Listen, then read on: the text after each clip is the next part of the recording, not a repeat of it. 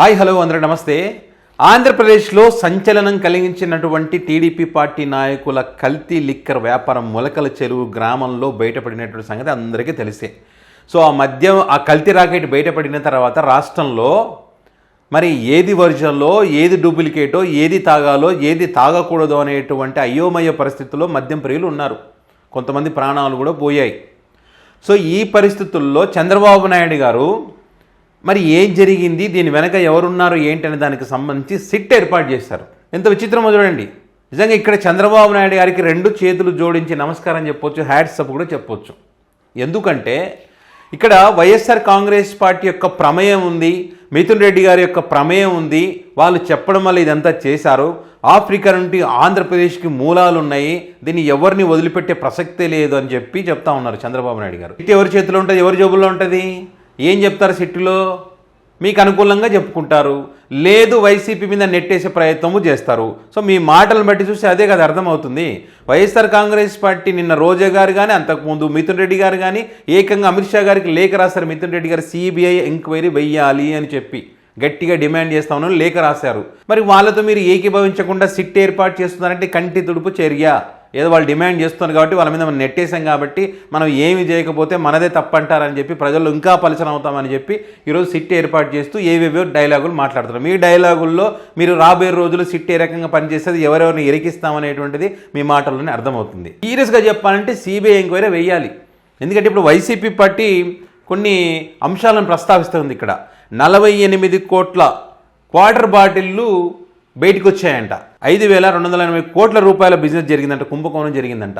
ప్రతి 3 బాటిల్లో ఒక బాటిల్ కల్తీ బాటిలే ఉందంట ఇక్కడ. సో ఈ రకంగా చర్చ ఉన్నప్పుడు మీరు చేయాల్సింది ఏంటి?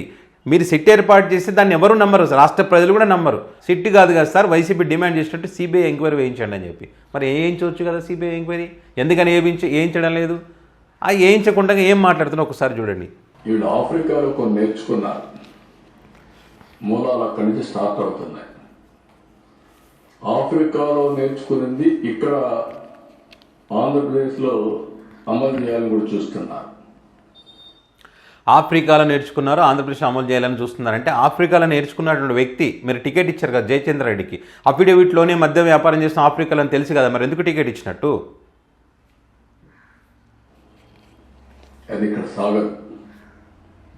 సాగింది కదా సార్, ఈ 15 నెలల కాలంలో సాగింది కదా. ఇప్పుడు వైసీపీ పార్టీ చెప్తుంది కదా కొన్ని కోట్ల క్వార్టర్ బాటిల్ బయటకు వచ్చినాయని చెప్పి చాలామంది ప్రాణాలు కోల్పోతూ ఉన్నారు కదా. ఏ షాపులో ఈ మధ్య ముందు కూడా తెలియనటువంటి పరిస్థితి, అయోమయ పరిస్థితుల్లో ఉన్నారు కదా. సాగింది కదా 15 నెలల కాలంలో. మీరు చేసింది ఏమైనా ఉందా? దీనికి కూడా రాజకీయ ముసుగు ఒడిదొరుక్కున్నారు. ఆ రాజకీయ ముసుగు దొరుక్కొని ఇలాంటి తప్పుడు పనులన్నీ చేసే పరిస్థితికి వచ్చారు. రాజకీయ ముసుగు ఎవరు దొరుకున్నారు? ఏ రాజకీయ పార్టీకి చెందినటువంటి వ్యక్తులు వాళ్ళు? మీ పార్టీకి చెందినటువంటి వాళ్ళే కదా. మా పార్టీ వాళ్ళే చేసింది, విచారణ చేస్తామని చెప్పి మాత్రం ఒప్పుకోరు. అందుకే నేను వార్నింగ్ ఇస్తున్నా, హెచ్చరిస్తున్నా, ఎలాంటి రాజీ ఉండదు. ఎవరైనా సరే మీరు వార్నింగ్లు ఇచ్చినా, హెచ్చరించినా ఎలాంటి రాజీ ఉండదని చెప్తున్నా నమ్మే పరిస్థితులు లేరు. ఎందుకంటే ఇక్కడే మీరు సిట్ విచారణ వేస్తున్నారంటేనే రాజీ పడ్డారని అర్థం. సిబిఐ విచారణ వేస్తేనే మీరు రాజీ పడలేదని అనుకోవడానికి ఛాన్స్ ఉంటుంది. మొలకల చెరువు వచ్చిన సంఘటన ఫస్ట్ బయట పెట్టింది మా వాళ్ళు లీడ్ తీసుకొని చేశారు. వీళ్ళ వాళ్ళు లీడ్ తీసుకొని చేశారంట. ఇది ఎట్లా దొరికిందో తెలియదా? సప్లై అవుతున్నప్పుడు క్యాజువల్గా వాళ్ళు ప్రత్యేకించి నిఘా పెట్టి ఏం చేయలేదు. అక్కడ మామూలుగా సెర్చ్ చేస్తున్నప్పుడు దొరికింది అది. సో తర్వాత ఒక్కొక్కటిగా బయటకు వచ్చింది. కానీ మూలాలకు పోతే కొన్ని షాకింగ్ వార్తలు కూడా వస్తున్నాయి. ఆ షాకింగ్ వార్తలు ఇప్పుడే నేను చెప్పను మీకు. చూసారా, అర్థమవుతుందా? ఆ షాకింగ్ వార్తలు నేను చెప్పను అంటే దాని అర్థం ఏంటి? చెప్పొచ్చు కదా షాకింగ్ వార్తలు. ఇప్పుడు చెప్తే తెలిసిపోతుంది కదా జనాలకు. చెప్పను, సిట్టు వేస్తున్నానంటే ఈ షాకింగ్ వార్తలు ఏంటి అని చెప్పి ముందే ప్రిపేర్ అయ్యి సిట్టులో చెప్పడానిక? ఖచ్చితంగా అవే అనుమానాలు వస్తాయి. ఇంత జరుగుతున్నప్పుడు, ప్రజల ప్రాణాలు పోతున్నప్పుడు ఆ షాకింగ్ వార్తలు ఏదో చెప్పొచ్చు కదా, ఎందుకని దాస్తున్నారు?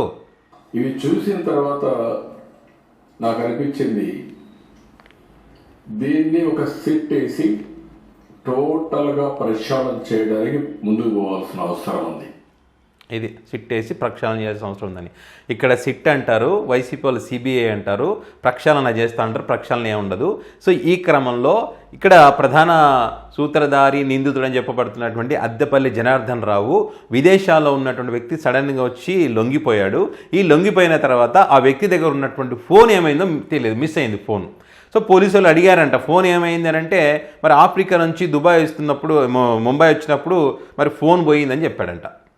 మరి ఫోన్ మిస్ అయిందంటే అనుమానం రావా? ప్రధాన నిందితుడు కదా, ఫోన్ ఎట్లా మిస్ అవుతుంది అంటే ఈ ఫోన్లో ఆ వ్యక్తి ఎవరెవరితో మాట్లాడారు, వాటికి సంబంధించిన సంభాషణలు ఏంటి, ఎవరెవరికి వాట్సాప్ మెసేజ్లు చేశాడు, ఆఫ్రికాలో ఉన్నప్పుడు ఈ రాకెట్ బయటపెట్టినప్పుడు ఇక్కడ నుంచి అక్కడికి ఏ ఫోన్లు పోయినాయి, సో మొత్తం బయటకు వస్తుంది కదా. ఆ లింకులన్నీ బయటకు వస్తాయి. లింకులన్నీ ఉన్నది ఎవరికి? వాళ్ళ పార్టీకి సంబంధించిన వాళ్ళే ఉంటారు. సో లింకులు బయటికి రాకూడదంటే ఏం చేయాలి? ఫోన్ పోయిందని చెప్పాలి. సో వైసీపీ పార్టీ చెప్తున్నట్టు మీరు సిట్ అంటే కూర్చునేటువంటి సిట్టుతో మీరు ఏం చేస్తారయ్యా, సిబిఐ ఎంక్వైరీ వేయండి. మీరు ఏదో షాకింగ్ నిజాలు ఉన్నాయి కదా, ఆ షాకింగ్ నిజాలు అది ఇప్పుడే చెప్పొచ్చు కదా, లేకపోతే మీరు చెప్పకపోతే సిబిఐ ఎంక్వైరీస్ తేలుతాయి కదా అని చెప్పి డిమాండ్ చేస్తూ ఉన్నారు. సో అందుకే జనాలు చంద్రబాబు గారు సార్ మీకు యాడ్సప్ చెప్పాలి సార్, మీరు ఏ అంశాన్నైనా సరే ఎలాంటి విపత్కర పరిస్థితుల్లో సరే మీ వైపు తిప్పుకోవడంలో మీరు చాలా అద్భుతంగా తిప్పుకోగలుగుతారు. దీన్ని కూడా మరి డ్యామేజ్ని కంట్రోల్ చేసుకోవడం బాగా తిప్పుకున్నారు సిట్ పేరు చెప్పి అంటున్నారు. సో చూద్దాం మరి సిట్ ఏం తెలుస్తుందో ఏంటో, మరి షాకింగ్ నిజాలు ఏమున్నాయి అనేది చూద్దాం. సో మరి ఈ అంశానికి సంబంధించి మీ అభిప్రాయాన్ని కామెంట్ రూపంలో పెట్టగలరు.